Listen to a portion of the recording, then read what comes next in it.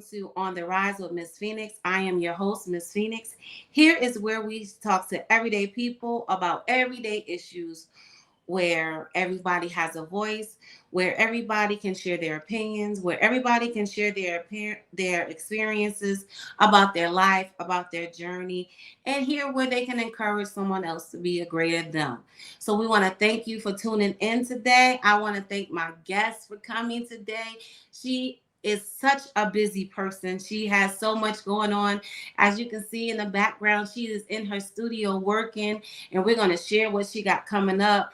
But I wanted to take this time. I've known this woman for a while. We have worked together. She is a teacher at Snyder High School. We have a wonderful friendship. We've worked together for about 16 years. We've known each other.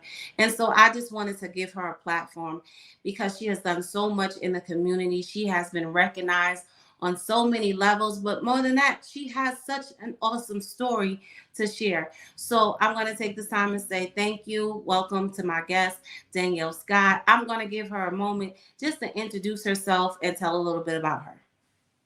So my name is Danielle Scott. I am from Jersey City, New Jersey. I've been here the majority of my life. I am one of the art teachers or art professors at Henry Steiner High School, or the Academy of the Arts. And I've also jumped ship kind of from just being an art teacher / mommy to a professional artist. So I've been a professional artist for over the last 5 years. I have a studio at Mana Contemporary, which is in Jersey City. It's also in Miami. It's also in Chicago. So Mana Contemporary holds a lot of famous artists. If you are not familiar with the art world or the big people of the art world, Amy Sherald has a studio on the 5th floor in Mana Contemporary. She is the woman or the artist who actually painted Michelle Obama. So she is in this building. So there's many artists that are in here that are well known in the art world. And when you choose the path of being a professional artist, you take some risk. And those risks are, trying to find this balance between teaching and being a professional artist at the same time. Over the last 2 years, I've been recognized by Essence Magazine. I was in Essence Magazine as one of the top 10 LGBT artists to look out for in the United States, along with Kehinde Wiley. He's the one who painted Barack Obama. Chantel Martin, a couple of different people. So I've been recognized on those platforms, which is Essence Magazine, also Mana Contemporary Artist of the Year. And 2 of my pieces have now been acquired by the Newark Museum and the Mock. Well, I told you she was an amazing. She does so much. She's amazing. You can see from her resume just the things that she was able to achieve.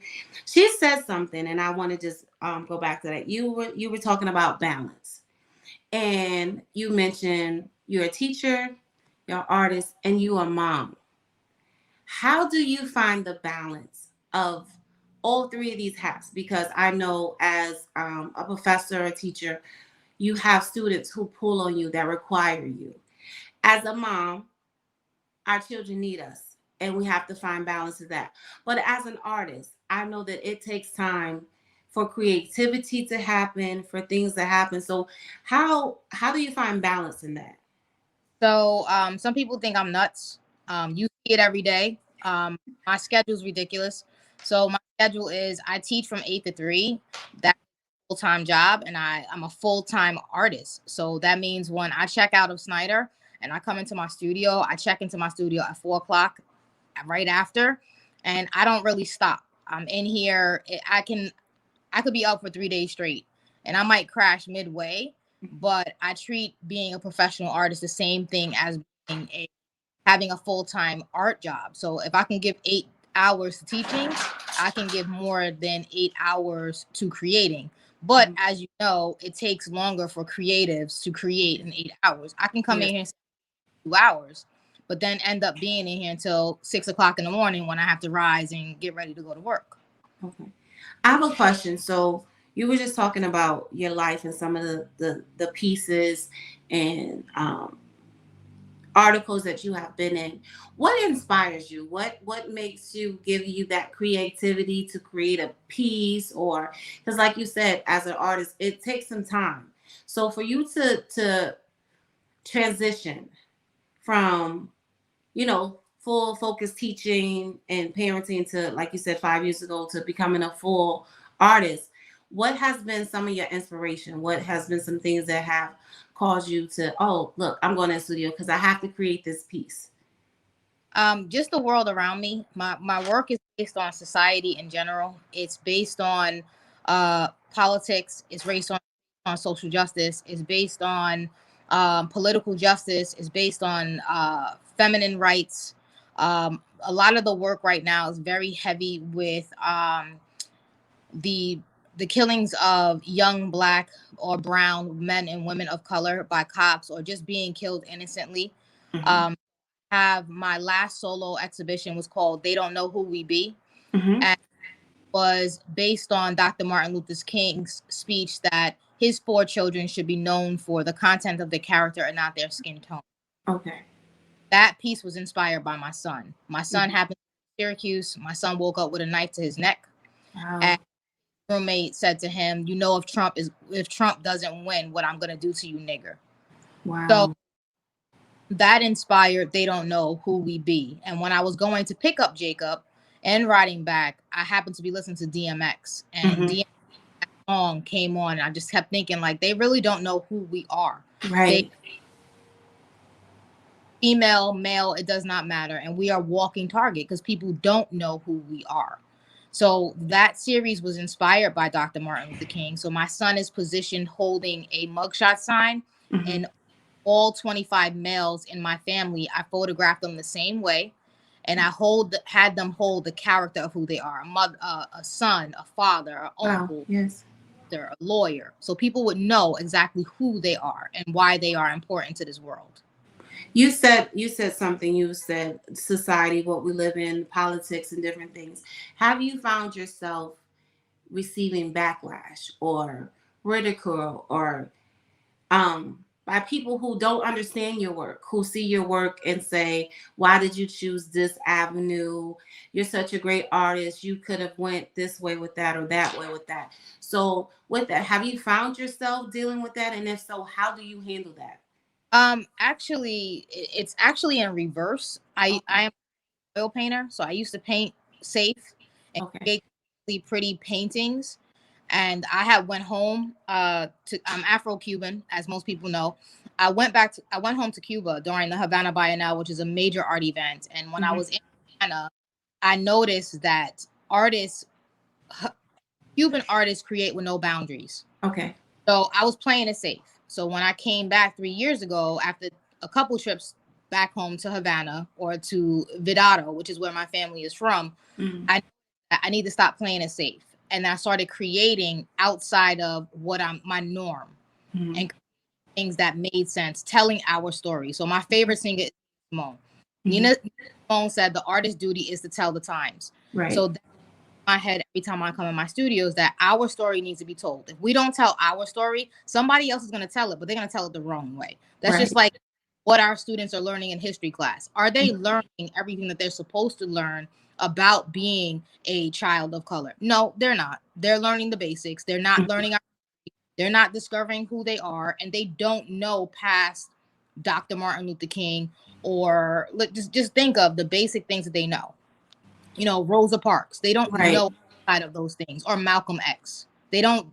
We're not digging deeper to what our children should be exposed to.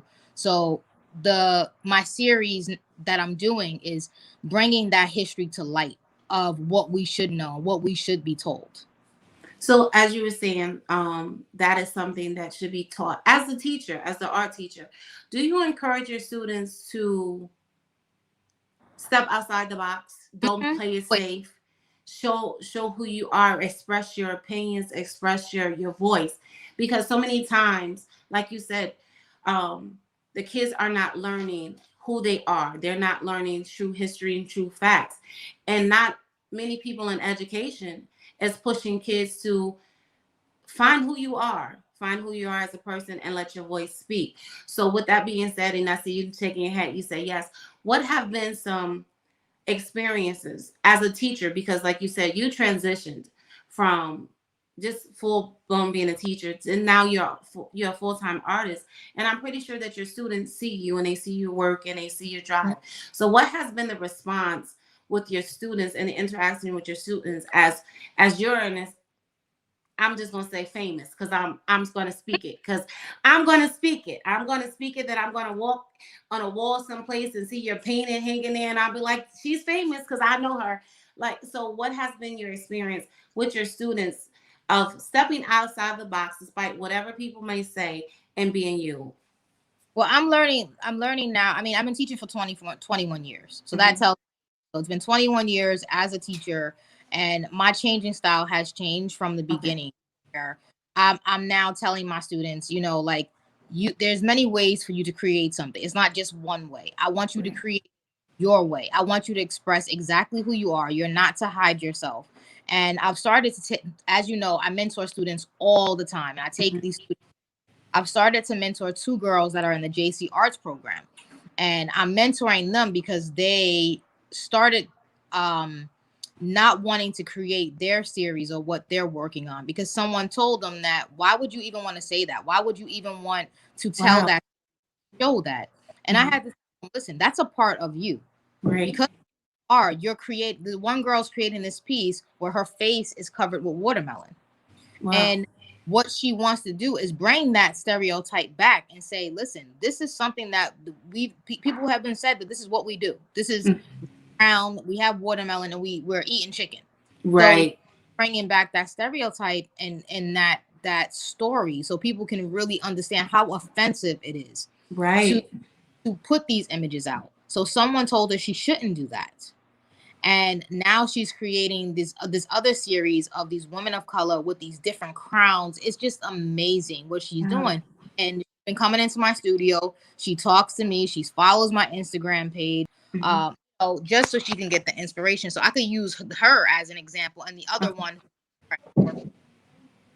That's really good, because so many times, like you said, even though she's not physically your student, it was somebody, she's seen something inside you and was like, listen, she has stepped outside of the box. And as teaching, so many times we have to answer to people, and people feel like if you need to stick to this regimen of teaching, or you need to stick to this style. And I'm pretty sure at times it's like, oh no, you shouldn't be doing this, that you should be doing that. So even with this, just listening to you, I applaud you from sticking to your guns and bringing out a better light to the students.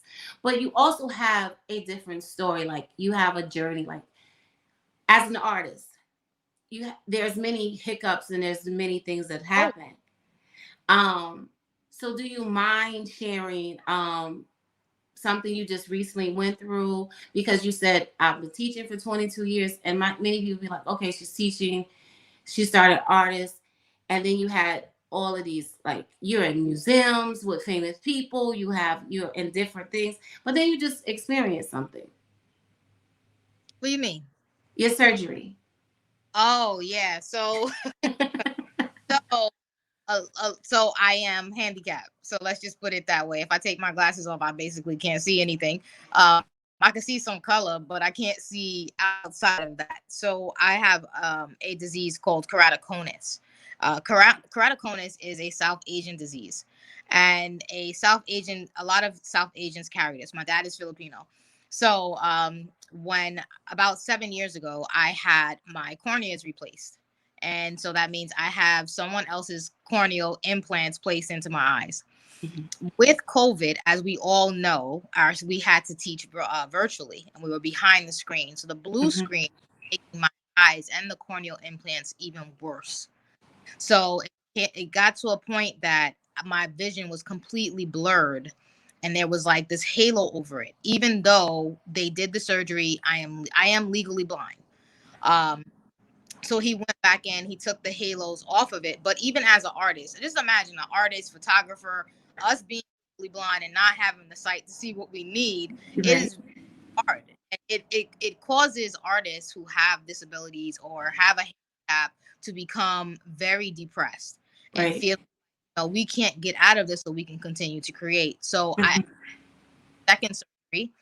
I had my first surgery 6 years ago. I just had my surgery in December to take the halo, the glaze off of it, so I would be able to see, because it was coming from the virtual teaching for over a year, which Right. was awful. So even with the best part of it, I won't say the best part is I was accepted to as artist residency for being handicapped, the Wow. artist. So I was given the residency, it's an artist residency for over 6 months. They funded my artwork, my series, because of the handicap that I have, and because I wasn't afraid to put it out there that I am handicapped. Like, I can't drive at night. I'm not supposed to drive at night. Because I can't. See, a lot of people wouldn't know that. A lot of people like that's watching is gonna be like, "What does she mean by handicap? Like, how you're artist and you create? How are Oh you artist?" And I can just imagine, like you said, you have started now going after something that you love, something that you seek to do, and then you being faced with the what this I can't see. Like, yeah, what am I going to do if I can't see? What if I can't do? And that's with anybody. If once you love something, what am I going to do if I can no longer do this anymore? And I'm pretty sure it took you through some things. Like you went through some emotions, you went through some setbacks. Like, I've just started being recognized or started being seen, and my art is being photographed, it's being hung up, people are purchasing it. I have now able to be in different outside of Jersey City. Like, I'm able to be in different exhibits with some famous people that can see my work, and all of a sudden I'm faced with the reality of, wait, yeah. it Because may come to, on pause when I had the surgery, I wasn't able to do anything half. So that took away from my creative time that I had to have, this surgery. But then I also think about motherhood, like you sacrifice in motherhood, right? mhm. So my children are 20, 19, and 5. So my professional artists, uh, Hmm. I put that on pause anyway to be mommy. Right. And then when I realized that my children were old enough to take care of themselves or do things for themselves, that's when I decided, okay, you know what? Let's go back into what my passion is.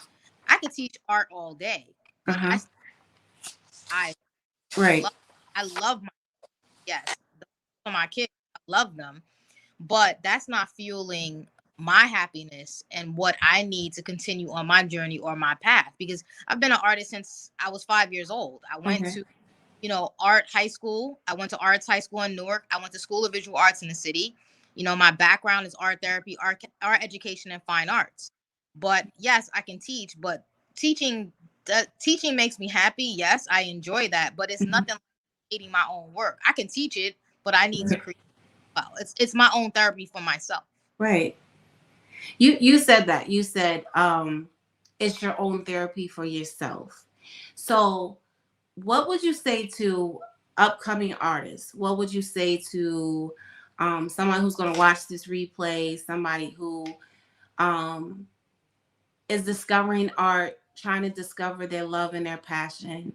Like you said, as a mother, you kind of you put it on hold for a while because you had to be a mother, but now you're able to fully pursue it, fully get into it because you say your kids are at a different age. And then with society, with the things that's coming and changing and the experiences that you experience. So what would you say to an artist or someone who's saying, you know what, how do I get out of my way and start creating? How do I get past these limits I set upon myself? Like I said, from my one experience, like, just I never thought that going home to Cuba was going to change my life. Okay. Now, that changed my whole process, my whole creative process, the way I looked at things was Hmm. told, because I was, like you said, I was standing in my own way by creating work that was pretty Hmm. work. Oh, I love that. So Hmm. for me, I decided, you know what? I'm writing stuff, writing ideas, but I'm not putting it out there. But I had mentors who said to me, you know what? You need to stop painting and do what is best for you. So the work is my work is very content heavy. It's Mhm. very thought provoking. So I would tell any artist that, you know what, don't you need to put what's in your heart. Mhm. I had the ideas. I didn't put it out there because I thought that people would look at the work and always have something to say about it. But the problem is that when people have to be faced with seeing something that they understand, that is what I like about art. So when people look at my art, they're like, wow, I've seen people cry looking Mhm. at. I have sculptures of female slaves and the way they were muzzled, and people have cried and said thank you for sharing this, because most people don't know this information. Mhm. So my work has taken me to over 6 plantations: Mississippi, Mhm. New Orleans, Alabama, because I'm going there and I'm doing this history, I'm doing the research. But in me doing that research, I'm crying while doing the research. So of course I'm getting emotional to do it. So I would tell any artist, just basically do what you have to do to continue on your path and to create with purpose, on purpose. That's my motto. I always have to create with purpose. If I don't, what is my reason for being here? What's my reason for Great. Okay. I like that. I'm just writing down what you said. I like that. Create with purpose, on purpose. I like yeah. that. I like that. We're going to pause for 1 minute to take a quick break, and we'll be right back with Danielle Scott. And she's going to tell us more about what she has coming up, what inspired her that. And then she's going to leave us with some tidbit inspiration of words of encouragement to any inspiring artists, any students that's coming up. So we'll be right back with On the Rise with Miss Phoenix.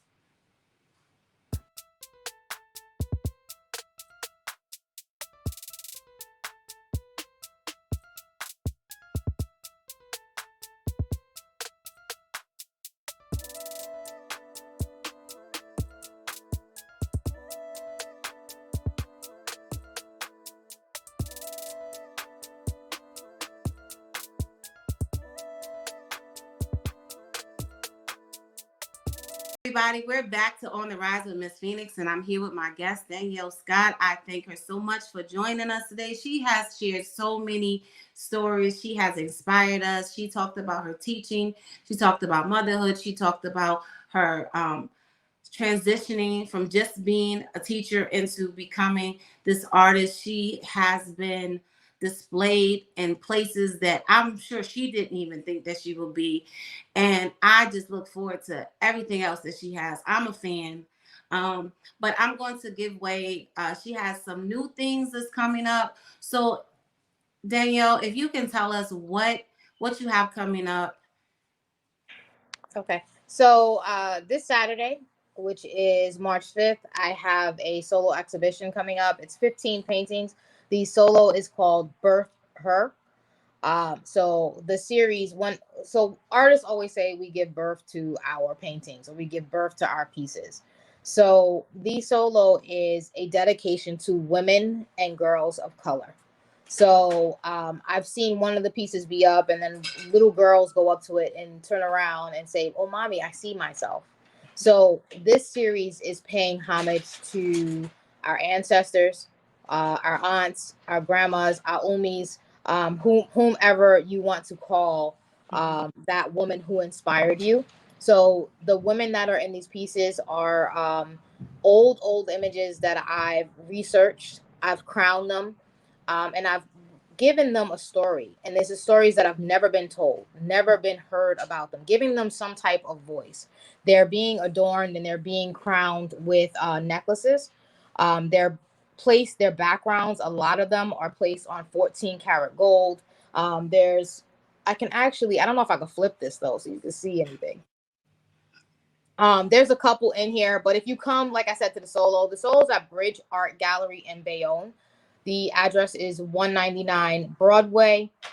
I would definitely love women of color to come out with their daughters to see this series. It just really gives voice. It really shows women of color that we are out there. We are seen, because you don't see a lot of, like, okay, yeah, you might start seeing, you see us now in magazines, you see us now in, acting, but it's still a fight for women actors, musicians, artists, everyone, for women of color to be put in the place that they're supposed to be. So this series is very important. The series is called Birth Her because my grandmother's name was Bertha, Mhm. and also giving, to my grandmother what she gave to me. That voice to be myself, to be independent, to know that I am beautiful and not have someone tell me that I don't fit this character. Both my grandmothers always taught me to be a nonconformist and Right. not conform to society's standards. So that's what this major series is about. So it's paying homage to women of color, children of color. It's going back to our ancestors. So a lot of the series is named after just all different women in this world. So I would love people to come out so you can actually see if you see yourself, see if you see your grandmother, see if you see your aunt, see if you see your cousin. I've had studio visits where people come in there like, oh, that woman looks like my aunt. That Mhm. woman looks like my cousin. So people are actually starting to see themselves in the reflection of the images that are being put up. Okay, so is it just for this Saturday? If someone, say somebody wanted to come out, but they can't make it this Saturday, would the exhibit be for a period of time, or is it just for this Saturday? The exhibit's up March and April. Okay. So it's up for 2 months. It's at art gallery. I know that the gallery opens during certain times, especially because of COVID. Mhm. So you definitely just got to check Bridge. If you go on Instagram, you'll look up Bridge Art Gallery, and you can just see, what their hours are. But the opening is this Saturday. Okay. All right. So there you have it, guys. You get to see her work in live and in person on this Saturday. If you can go out, see it. If not, you have March to April to go see yourself in this work, this body. I thank you. I know that you're busy. I thank you for taking time out while you're in the studio creating to do this interview with me. I really appreciate it, guys. Listen, she's an amazing artist. We're going to give you the information. Well, she's going to give you the information of where you can follow her on social media, where you can locally or not locally find some of her art and her work. But again, thank you so much for coming on. So I'm going to back away and give segment for her just to give out her information, where you can find her, where you can find her art, and any last words that she wants to impart to any one of our viewers. So you can find me or follow me on Instagram. It's just artist Danielle Scott. That's really it. The My artwork is at right now. It's in Jersey. It's in New York. It's actually in Connecticut. It's in different places. Virginia. It's really traveling all over the place. Different series and different pieces. So again, at artist Danielle Scott. You can see me in my studio working. You can see the installation of the pieces when they go up.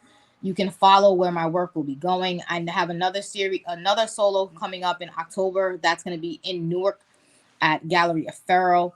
And what I can just say to up and coming artists or emerging artists or young artists is really just to be yourself, to create without boundaries. Don't allow someone else to dictate what you want to share, what you want to tell. Don't be fearful. That's the one thing that I can the advice I've learned from my elders is don't be fearful to put yourself out there. You never know what's going to happen and who's going to see you as this beautiful bright light in the world trying to share yourself or to share your story. And I thank you guys for having me on here. My studio is also always open to a young artist who would like to come in and visit and talk and get to know me. I share my studio actually with my 20-year-old daughter. She goes to school at Parsons. So there's is always, that energy that fills this space. And it's always a welcoming, warm, safe space. So if anyone wants to, who has a daughter, who's an upcoming artist, you just want to DM me and just ask if you can stop by my studio. The majority of the time I'm in here. Thank you. Thank you so much. Listen, guys, please, she is an amazing artist. Follow her on social media.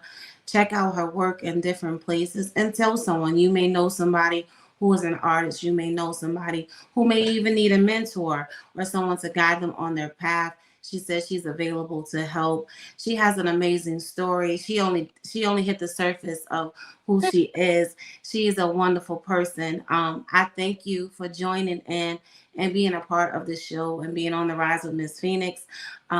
Guys, listen. If you're available this weekend, Come out. please go out and support her. I will be in attendance. Matter of fact, I'm going to be in attendance, and I'll probably bring back some footage to share on this show of her pieces and what she's done. Again, thank you so much for being part of the show. Okay. Guys, thank you so much for tuning in to On the Rise with Miss Phoenix. Please like, share, comment, let people know that we're here every Wednesday. We're on. Subscribe to the YouTube channel. Tell a friend, tell a friend, tell a friend, so you won't miss any episodes of what we're doing here on the show, where we let everyday people have a platform and express their journey, their opinions, and everything like that. Thank you again for tuning in for On the Rise with Miss Phoenix. Thank you to our guests. You guys have a wonderful night, and I look forward to seeing you again. Yes. Thank you. Thank you.